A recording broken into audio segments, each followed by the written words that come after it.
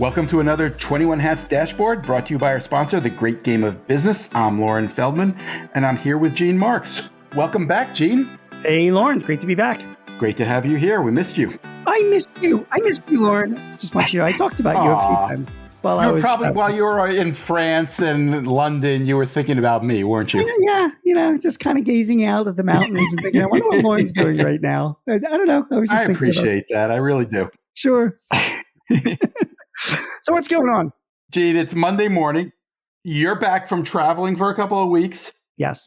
And I don't know if you heard about this while you were gone, but while you were away, a company called CrowdStrike, a cybersecurity company, updated its software and caused a global tech outage. Did you hear about that? Yes, I did. It was huge news, even in France. I just checked my notes. France does have the internet, Lauren. So yeah, I was pretty much glad to hear that. Yeah, I was up to date with the news and what's going on. Luckily, when I flew home, which was a week ago Saturday, right when it was when the CrowdStrike thing was going on, I was unaffected by it. I mean, I flew American, it was fine, but the Delta passengers got crushed. And everybody seems to have stories or stories of friends that were delayed 19 hours in one airport and 14 hours somewhere else. It really had far-reaching effects. My daughter, who's a vet, her whole veterinary practice was shut down. They got blue screens of death everywhere. I haven't said that phrase in like 10 years, but they were getting them. And then other people were. It was really a serious outage. It really was. It tells you how vulnerable we are. I didn't know anybody, but I saw plenty of stories about businesses that were shut down because of it. What happened with your daughter? How long did that last? It's interesting. So and I'll get to her in just a second, because just to build up to that, I mean, the CrowdStrike, just for those of you guys that don't know, it's a cybersecurity application. Okay, when you run a Microsoft Windows machine. There's all these services that are running in the background that you don't even know until something bad happens. You know what I mean? Yep. And a lot of these services are licensed by Microsoft. They don't do it all. So CrowdStrike was one of this. This is like a service, an application that runs on a lot of Windows and other devices, interacts with Office 365, and it provides some type of security protection, in the back end that we don't even, know about, like it helps to detect threats and whatever. But it's an integral part, and it's constantly being updated because these security issues are important. So what CrowdStrike did is, again, it's a separate firm, but it's CrowdStrike. They updated their application. The application then gets automatically rolled out through the cloud to all of these applications and devices and cloud-based, services. And the update was screwed up, and it just brought everything down. And then it just took, days and days to recover from this. So, businesses that were using like Office 365 and or cloud-based applications that were on Microsoft Azure, like Delta's ticketing system and flight management system, they were just brought to a standstill because it was like this core component of the software that just wasn't working. And therefore, all of the software just wasn't working. And that was what the problem was. And it was really... Gene, yeah.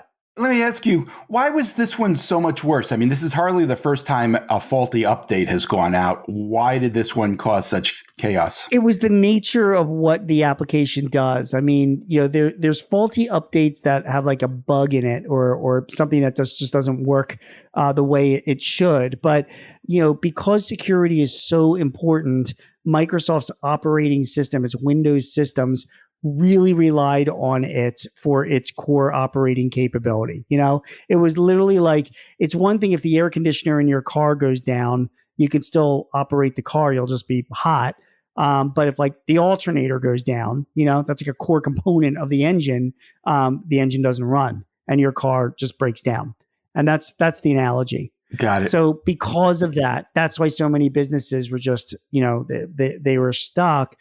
You asked about my daughter's veterinary practice. I mean, they went to paper, and this auto dealership that's in upstate New York that I just wrote about that you and I are going to talk about next week because it was an awesome story.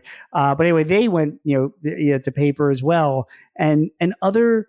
That's what businesses had to do. Now, you saw pictures online of airlines writing out paper tickets and boarding passes for people. But obviously, when things are so automated and you're dealing with so many people, passengers or whatever, the airlines themselves just couldn't even keep up, and that's why everything just sort of broke down. It is so a couple things just so we know, and I hate to sound like like I hate to sound like I don't know if you've ever been to that. There's a group on Reddit called LinkedIn Lunatics where they get made fun of for posting stuff on LinkedIn, things and like I had not heard of it until you wrote about it recently, and we're going to get to that on another story we're going to talk about. Yeah, well, we should talk about it, but I only discovered it because of that story, and the only reason why I bring it up is because they always like call out people that like write like a presidential candidate was assassinated. Here are 3 things you can learn about your business based on this. You know what I mean? Like, they take like these ridiculous, unconnected things and try to like make a business lesson out of it. There is a business lesson. I mean, think about how many things we all as business owners rely on outsourced people and independent contractors and things to get our work done. And then when something breaks down or they don't show up, not only does that disrupt your work, but you're responsible. And even though people got to know the name CrowdStrike, nobody has ever heard of that firm before. Most people were pointing their fingers at Microsoft. They were furious with Microsoft. It was all Microsoft. It was their fault. And Microsoft stock dropped. I mean, they lost God knows how much in market valuation. And it really wasn't their fault. It was just a component and a company that had been reliable in the past that just did a routine update, except it broke. And then Microsoft was the target. So we all need to remember that. I mean, people in the construction business know this stuff all the time. They build something and they're relying on subcontractors. But in the end, if the shit goes down, man, it's they're the face of it, and they're gonna bear the brunt of the liability. How did your daughter's veterinary practice recover? Did they just have to wait until things cleared up, or was there something they could do? I can confirm that all dogs and cats are completely fine and safe, Lauren. Puppies lived. It's complete. All of them? Yeah. Well, you know what? I don't want to say, my daughter like euthanizes 12 to 15 dogs and cats a week. So they don't all live. Wow. But the ones that should did. They don't all get sent to a farm upstate? Yeah, no, they all go to Rainbow Bridge, actually, at least the ones that she euthanizes, but the ones that didn't go and survived, they survived just fine, and they just did everything by paper, and the employees themselves she had to play catch up work for a few days afterwards, just getting, date, notes and stuff back into the computer. People, they survived it, and even though I wasn't affected by this outage, so I shouldn't say, but there were people that were severely disrupted because of this. But you know what? They're fine. They're home now. It's in the end they moved on. So it was a giant inconvenience, and it just certainly shows that we all as businesses need to have backup plans and disaster plans for if something goes down, because shit can go down. Well, tell me about that. What is the lesson to be learned in terms of a backup plan? Are we going to be on LinkedIn Lunatics?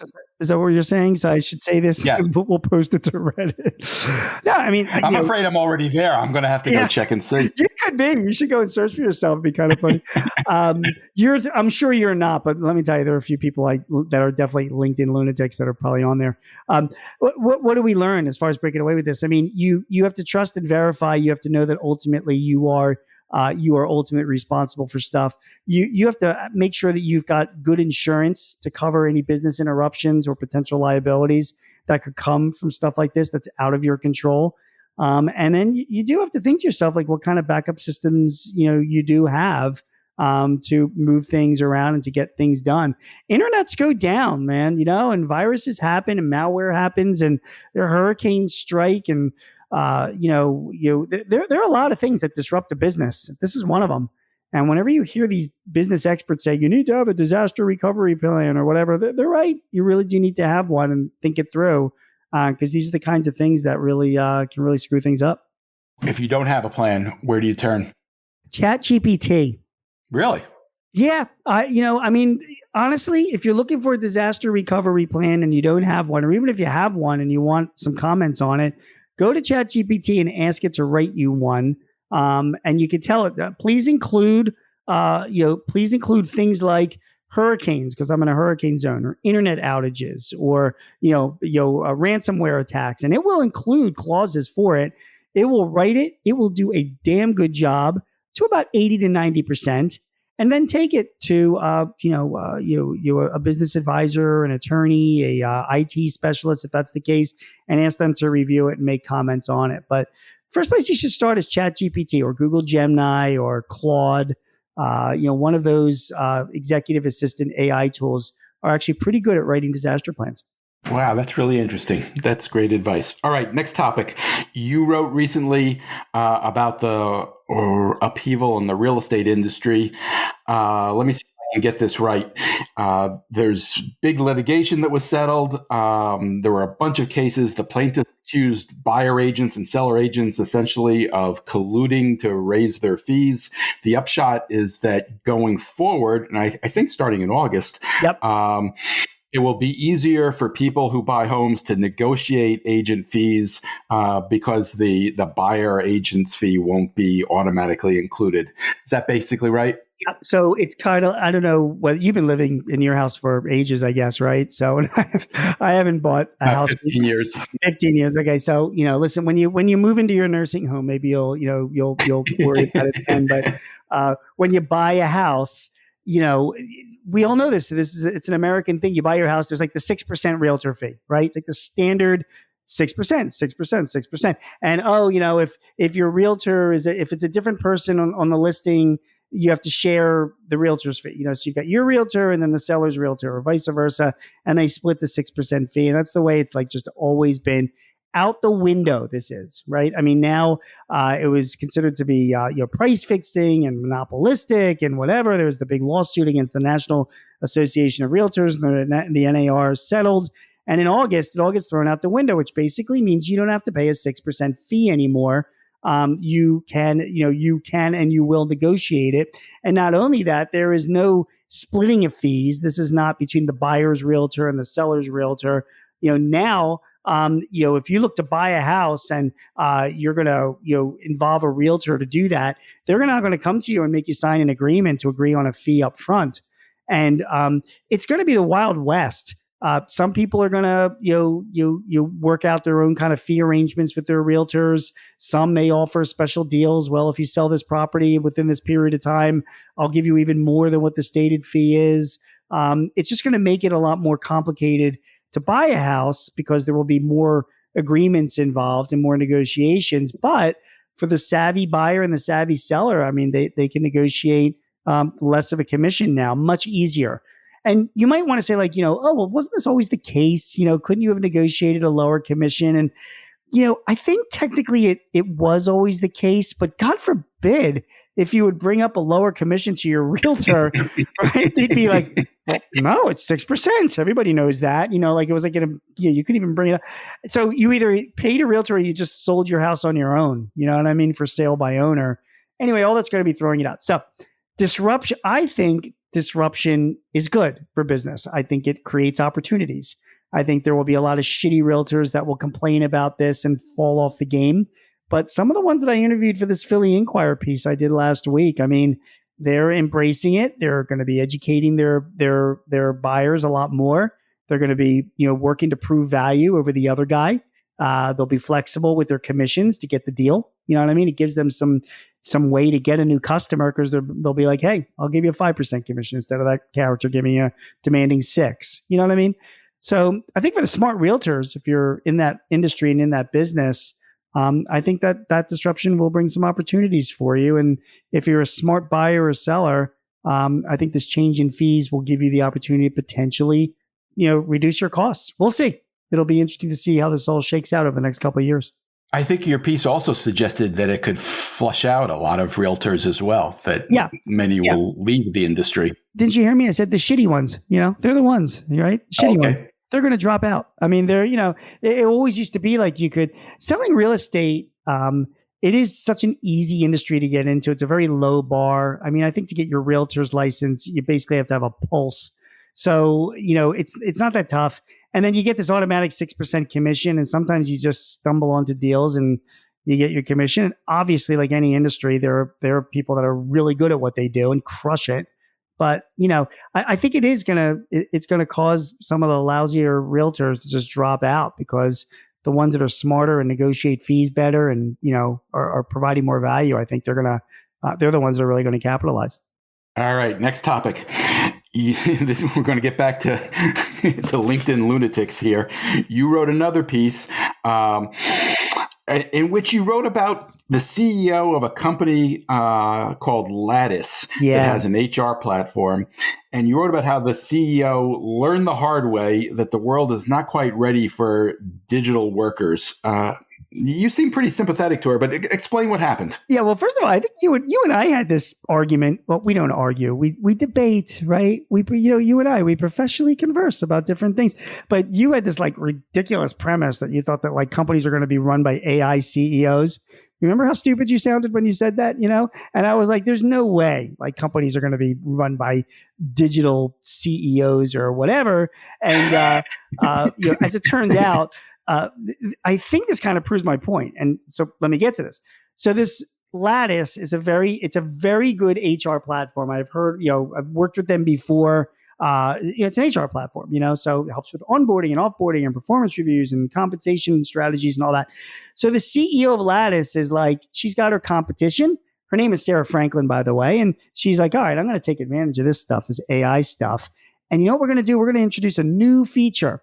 So we're going to teach digital employees. We're going to treat them the same as real employees. Now you might say, what is a digital employee?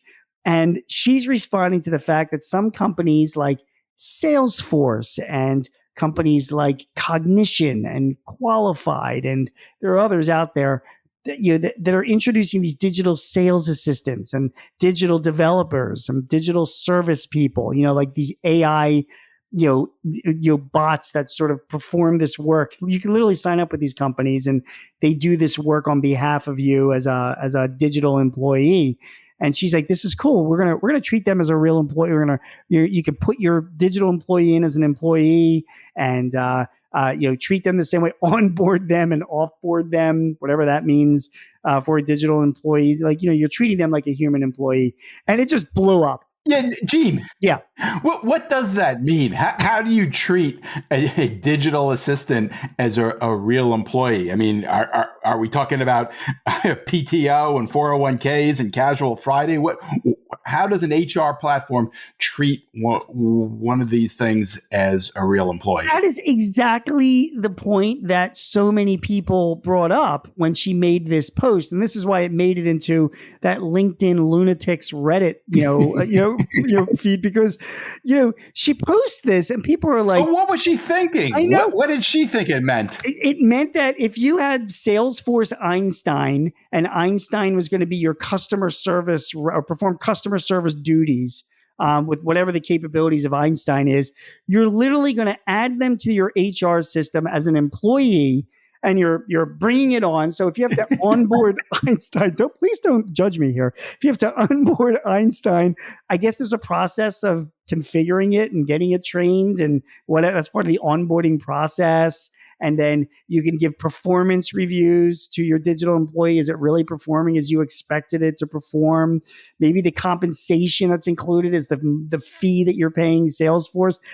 Lauren, I don't know. I'm grasping at straws here. They're supposed to be like a digital worker. So, and by the way, these, like everything with AI, it's all bullshit right now. It's all overhype. All of these digital workers are nonsense.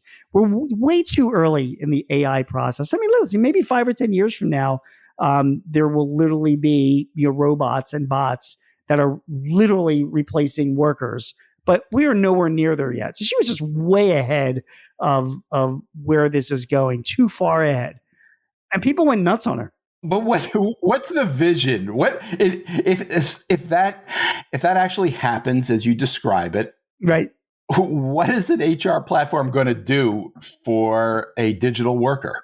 Yeah, I mean, well, theoretically, future digital workers are supposed to perform the same way as human workers. So you would be treating them the same in your HR platform, and you would be measuring them and, seeing their performance reviews and compensating them in a certain way, whatever you're paying, you're paying for the digital service. I know, it's crazy. So listen, so the reason why I was sympathetic to her, even though the people in her LinkedIn comments were not very sympathetic. And by the way, LinkedIn is like a professional platform. Like, people are pretty nice and not on this one. They're pretty brutal. The one guy was like, "This is terrifying. These people are crazy. It disrespects humanity." That kind of thing. I give her hats off because she's trying to think out of the box. So she's trying to come up with a new way to market her HR platform. Do you know what I mean? And she's trying to jump on the AI trend and be like, "Hey man, we are like cutting edge with AI. You can not only have human employees, but now you can have your digital employees on our system as well. We support that too. Look how far reaching that we are." But it just blew up back in her face. And like 3 days later, she was like, "Okay, never mind. I'm taking it back." That was it. She just stopped it. And the takeaway is, it gets back to the whole, AI. Can your company be run by, an AI bot or something like that? I mean, I don't know, man. Like, maybe 10 years from now, we might be in that situation. I mean, we are nowhere near that right now. And this is perfect evidence why we're nowhere near that, because this woman tries to introduce something like this and people just roasted her on LinkedIn. So she learned the lesson, and I think we all need to be a little bit patient with AI. Okay. It's just, everybody calm down and just wait for it to evolve as it will evolve. So that was the takeaway. All right. I want to ask you what you're working on, but I think you already told me you got a piece coming out about a car dealership. Yeah. You know what it is, just to give you a little heads up. And I submitted it should be in the Guardian. So I got to, double check to see that it's on track for publishing, but it is, did you hear about this? It was a car dealership in upstate New York, and a woman was hired 9 months out of college, this young woman, and she has a takeoff. It's called The Dealership on TikTok, and it is a takeoff on The Office, and it's got like 6 million views. There are 9 episodes. Wow. It's awesome. So we'll talk about that next week. And she did an amazing job with it. And the videos are hilarious. And they're just like episodes of The Office. They're like 3-minute, 4-minute episodes. But she did an amazing job. And you're like, this woman is like, she's great. So anyway, that's a piece that I've already submitted, and hopefully that'll be out shortly. That sounds great. I look forward to reading it and to discussing it with you next week. The reason why I brought that up is because one of the episodes was when their dealership went down because of the CrowdStrike thing and how everybody was dealing with it. I see. You know what I mean? So that was one of the fun. No, actually, it wasn't the CrowdStrike thing. I take it back. It was when a couple weeks ago, there was that ransomware attack on all the auto dealership platforms, and all these auto dealerships were rendered. Right. I remember. Which, by the way, they paid a $25 million ransom, which is unreal. So they were dealing with that, and she made an episode out of it. It was just hilarious. It's really, really good. So more on that when we speak next week. Sounds great. Gene Marks is a CPA who writes weekly on small business for The Guardian, The Hill, The Philadelphia Inquirer, The Washington Times, The Chicago Daily Herald, Forbes, and Entrepreneur. You can also hear him on ABC Radio's Eye on the World with John Batchelor. Gene hosts 2 small business podcasts with Paychex Corporation and The Hartford. And this episode was brought to you by The Great Game of Business, which helps businesses use an open book management system to help build healthier companies. You can learn more at greatgame.com/21hats. Gene, thank you. Have a great week. Lauren, thank you. Take care. The rest of you have a great week too.